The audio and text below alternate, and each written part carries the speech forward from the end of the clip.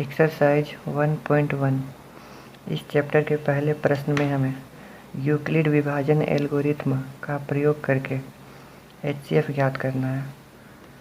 तो एचसीएफ ज्ञात करने से पहले हम जान लेते हैं कि यूक्लिड विभाजन एल्गोरिथ्म होता क्या है। जैसे यदि 17 को 3 से भाग दिया जाए तो कुछ इस प्रकार का रिजल्ट मिलेगा, जिसमें 3 को भाजक, 17 को भाज्य, 5 को भागफल तथा 2 को शेषफल कहते हैं। भाजक को B से, भाज्य को A से, भागफल को Q से तथा शेषफल को R से सूचित किया गया है। इन चारों के बीच एक संबंध है, A बराबर BQ प्लस R, यानी कि भाज्य बराबर भाजक गुना भागफल प्लस शेषफल। इसी संबंध को यूक्लिड विभाजन एल्गोरिथ्म कहते हैं। हमें इसका प्रयोग करके पहले क्वेश्चन को सॉल्व करना है। तो हमारे पहला क्वेश्चन का पहला नंबर 135 और 225 के बीच एचसीएफ ज्ञात करना है। इसके लिए बड़ी संख्या को पहले लिखेंगे, छोटी संख्या को उसके बाद लिखेंगे। अब बड़ी संख्या को छोटी संख्या से भाग दे देंगे तो हमें कुछ इस प्रकार का रिजल्ट मिलेगा। इस फॉर्मूला को यूज करके हमें A प्राप्त है, B पता है, Q की जगह 1 को लिखेंगे तथा R की जगह 90 को लिखेंगे। तो इस फॉर्मूला का यूज करते हैं। Q की जगह 1 होगा, R की जगह 90 होगा। फिर पहली संख्या को छोड़ देंगे, दूसरी संख्या को लिखेंगे, तीसरी संख्या को छोड़ देंगे तथा चौथी संख्या को लिखेंगे। फिर 90 से 135 को भाग देंगे तो हमें कुछ इस प्रकार का रिजल्ट मिलेगा। फिर भागफल को गुना करेंगे और शेषफल को जोड़ देंगे। दोबारा पहली संख्या को छोड़ देंगे, दूसरी संख्या को लिखेंगे, तीसरी संख्या को छोड़ देंगे, चौथी संख्या को लिखेंगे। फिर 45 से 90 को भाग देंगे, जिससे हमें इस प्रकार का रिजल्ट प्राप्त होगा।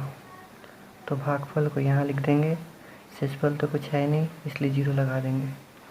चूँकि शेषफल 0 आ गया इसलिए यहाँ रुक जाएंगे और हमें पता है कि 0 45 से प्राप्त हुआ है, इसलिए इसका एचसीएफ 45 होगा। इसका दूसरा प्रश्न देखते हैं। दूसरे प्रश्न में हमें 196 और 38220 का एचसीएफ ज्ञात करना है। यहाँ भी बड़ी संख्या को पहले लिखेंगे, छोटी संख्या को उसके बाद लिखेंगे। अब इस संख्या से इसे भाग देंगे।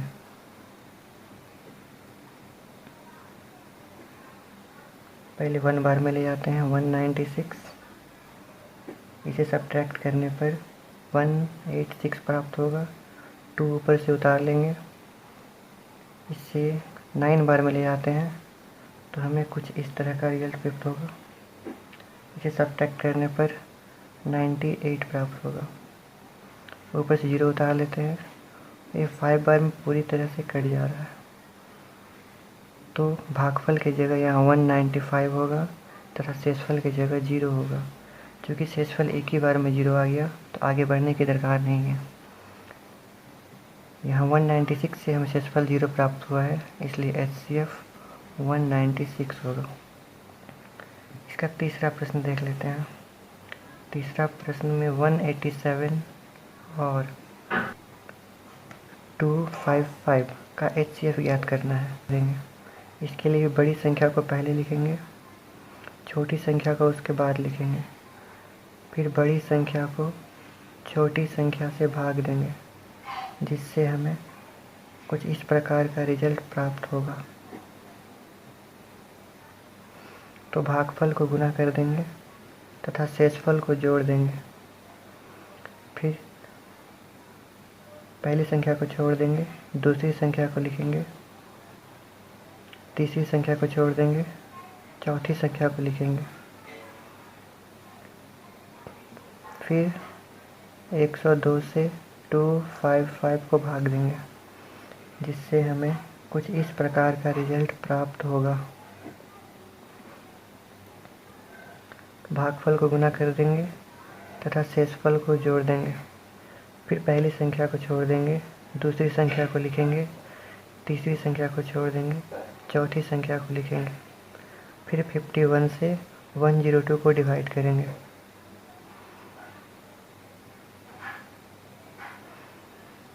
तो हमें कुछ इस प्रकार का रिजल्ट प्राप्त होगा।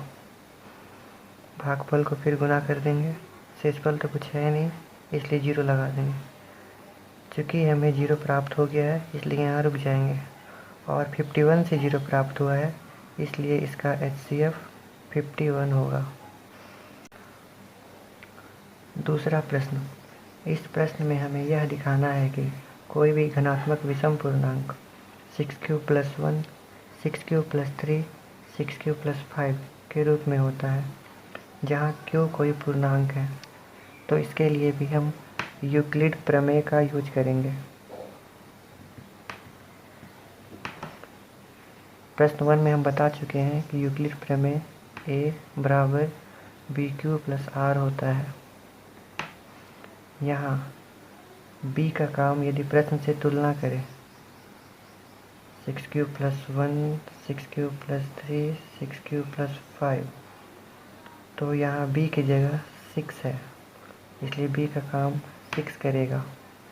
Q तो क्यों ही रहने देंगे तथा R की जगह हमेशा 0 से स्टार्ट करेंगे और जहाँ तक बढ़ना हो वहाँ तक बढ़ जाएंगे। हमें एग्जाम में भी इस तरह से ही करना है। अब यदि पहला संख्या निकालते हैं तो B की जगह पे 6, Q की जगह Q ही रहने देंगे, R की जगह R का पहला मान। इसे जोड़ने पर 6Q प्राप्त होगा। दूसरा संख्या निकालते हैं तो B की जगह पे 6, Q की जगह पे Q, R की जगह पे R का दूसरा मान। ये जुटेगा नहीं इसलिए इसको ऐसे ही छोड़ देंगे। तीसरा मान निकालते हैं B की जगह पे 6, Q की जगह पे Q, R की जगह पे R का तीसरा मान। ये भी नहीं जुटेगा, इसे भी यूँ ही छोड़ देंगे। चौथा मान निकालते हैं B की जगह 6, Q क्यों ही रहेगा, R का मान बढ़ जाएगा। पांचवा मान निकालते हैं तो कुछ इस तरह का रिजल्ट प्राप्त होगा। छठा मान निकालते हैं तो कुछ इस तरह का रिजल्ट प्राप्त होगा। अब यहाँ 6 सम संख्या है तो लिखते हैं सम संख्या गुना। प्रश्न में दिया है Q कोई पूर्णांक है तो क्या लिख देंगे पूर्णांक, प्लस यहाँ दो तरह की संख्याएं हैं, एक सम संख्या जो 2 की पहाड़ा में आती है और एक विषम संख्या जो 2 की पहाड़ा में नहीं आती है। तो हमें यहाँ 2 केस बनाना होगा।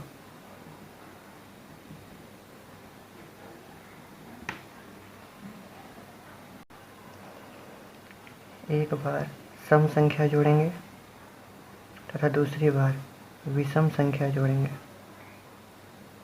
अब देखते हैं इनसे रिजल्ट क्या प्राप्त होता है।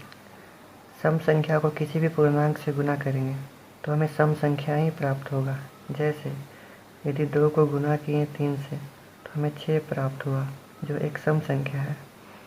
अब इसमें कोई सम संख्या जोड़ेंगे, जैसे 2 जोड़ दिए तो हमें सम संख्या ही प्राप्त हुआ, अतः पहले केस का रिजल्ट सम संख्या होगा। उसी प्रकार यदि सम संख्या को किसी पूर्णांक से गुना करें तो हमें सम संख्या प्राप्त होगा तथा उसमें विषम संख्या जोड़े तो हमें विषम संख्या ही प्राप्त होगा।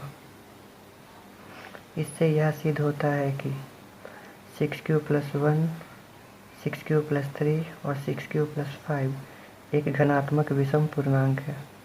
तो हम इसे यहाँ लिख देंगे। अतः 6q + 1, 6q + 3, 6q + 5 धनात्मक विषम पूर्णांक है।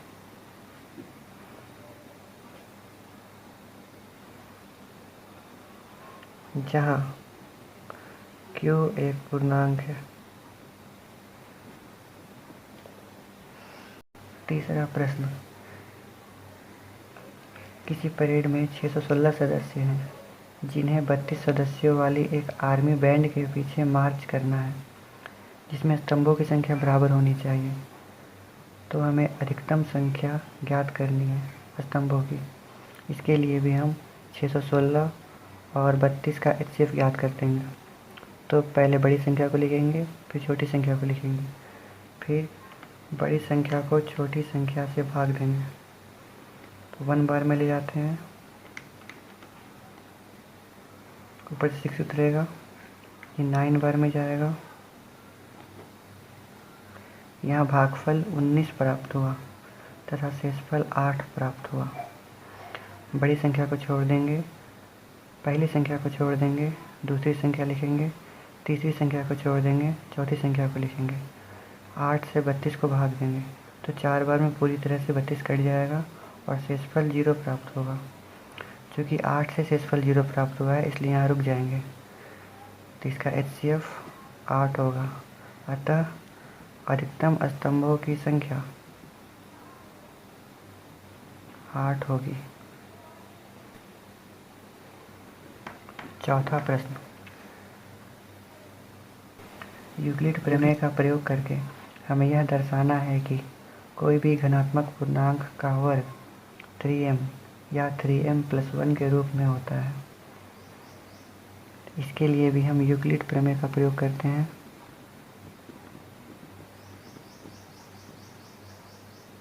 हमें पता है कि यूक्लिड प्रमेय A बराबर BQ + R होता है।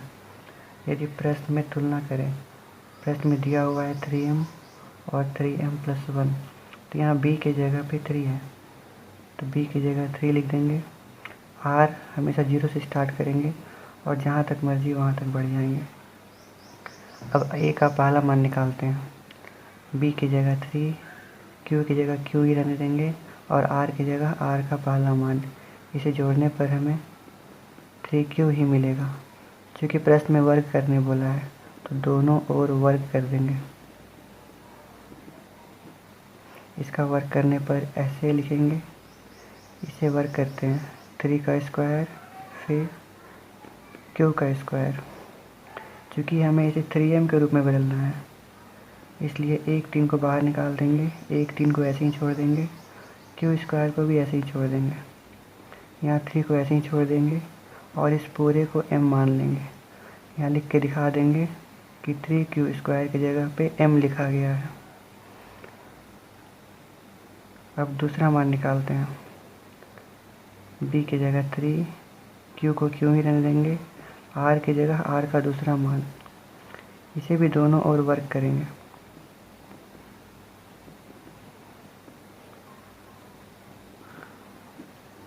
वर्ग करने पर हमें कुछ ऐसा रिजल्ट प्राप्त होगा। इसे a + b के होल स्क्वायर के फॉर्म में तोड़ देंगे। चूँकि a + b का whole square a² + 2ab + b² होता है, तो इसे यहाँ यूज करते हैं। a की जगह 3q का स्क्वायर, 2 को छोड़ देंगे, फिर a की जगह 3q, b की जगह पे 1, फिर b की जगह पे 1। इसे हमें 3m+1 का रूप देना है, तो यहाँ से और यहाँ से 3 कॉमन ले लेते हैं, तो यहाँ 3q² बच जाएगा। यहाँ 3 कॉमन ले लिए हैं, 2 1 जा 2, साथ में q, तो 2q बच जाएगा। 1 का स्क्वायर तो 1 ही होता है। 3 को यूँ ही छोड़ देंगे, इस पूरे को m मान लेंगे। यहाँ लिख के दिखा देंगे कि 3q² + 2q की जगह m लिया गया है।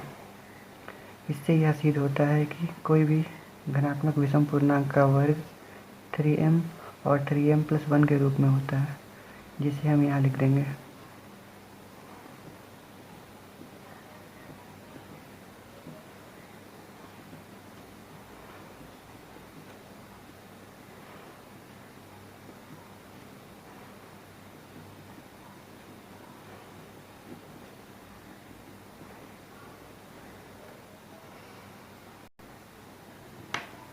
पाँचवा प्रश्न। पाँचवें प्रश्न में हमें यह दिखाना है कि किसी भी धनात्मक पूर्णांक का घन 9m, 9m+1 या 9m+3 के रूप में होता है। यहाँ भी हमें यूक्लिड प्रमेय का यूज करना है। हमें पता है कि यूक्लिड प्रमेय a बराबर BQ + R के रूप में होता है। प्रश्न में दिया हुआ है 9m, 9m+1, 9m+8। यहाँ b की जगह 9 है, इसलिए b की जगह 9 लिखेंगे। r हमेशा 0 से स्टार्ट करेंगे और जहाँ तक मर्जी वहाँ तक बढ़ जाएंगे। अब a का पहला मान निकालते हैं, तो b की जगह 9 होगा, q को क्यों छोड़ देंगे, r का पहला मान 0, इसे जोड़ने पर 9q प्राप्त होगा। प्रश्न में घन करने बोला गया है, इसलिए दोनों ओर घन कर देंगे।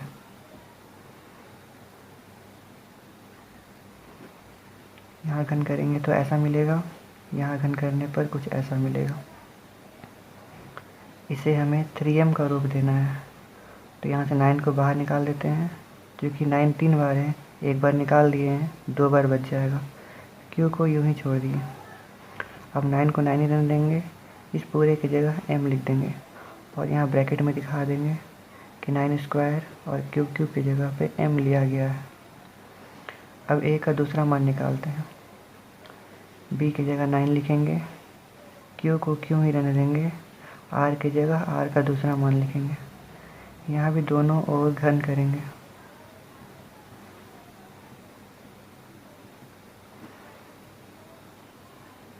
घन करने पर हमें कुछ इस तरह का रिजल्ट प्राप्त होगा। यहाँ a + b के होल क्यूब में तोड़ देंगे, क्योंकि a + b का होल क्यूब बराबर a³ + 3ab × a + b + b³ होता है। हमें इस फॉर्मूला को यहाँ यूज करना है। a की जगह 9³ लिखेंगे, 3 को फॉर्मूला से लिख देंगे ऐसे ही। फिर a की जगह 9³ b की जगह 1,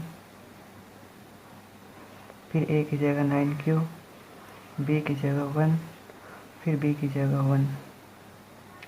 अब इसे हमें ऐसा रूप देना है, तो 1 का क्यूब तो 1 ही होगा। इन सब से 9 कॉमन ले लेते हैं। यहाँ 9 3 बार था, 9 2 बार बच जाएगा क्योंकि एक बार बाहर निकाल दिए। क्यूब को ऐसे ही छोड़ देंगे। 9 यहाँ से बाहर निकल चुका है, तो 3q × 1, 3q बचेगा, साथ में 9q + 1 बच गया। अब इस पूरे की जगह पे m लिख देंगे, 1 को ऐसे ही छोड़ देंगे और यहाँ लिख के दिखा देंगे कि 9² क्यूब + 3q 9q + 1 की जगह पे m लिखा गया है। इसी प्रकार a3 निकालेंगे। a3 9q + r का तीसरा मान 2 होगा। इसे भी दोनों ओर घन करेंगे।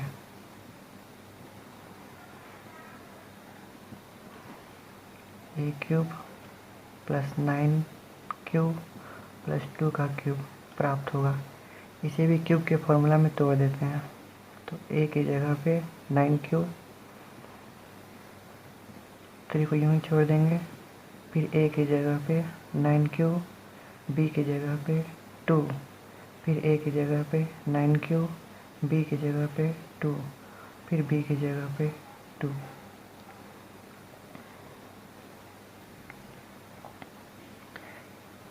इसे यूँ ही छोड़ देते हैं।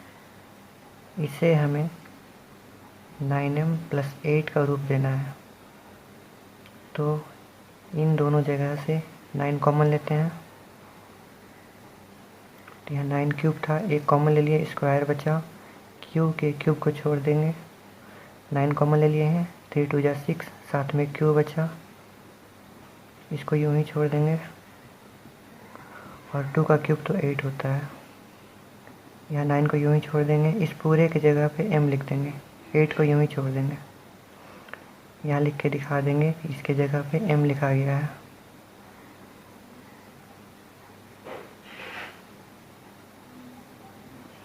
इससे यह सिद्ध होता है कि कोई भी घनात्मक पूर्णांक का घन 9m, 9m+1, 9m+8 के रूप में होता है। इसे इस प्रकार लिख देंगे।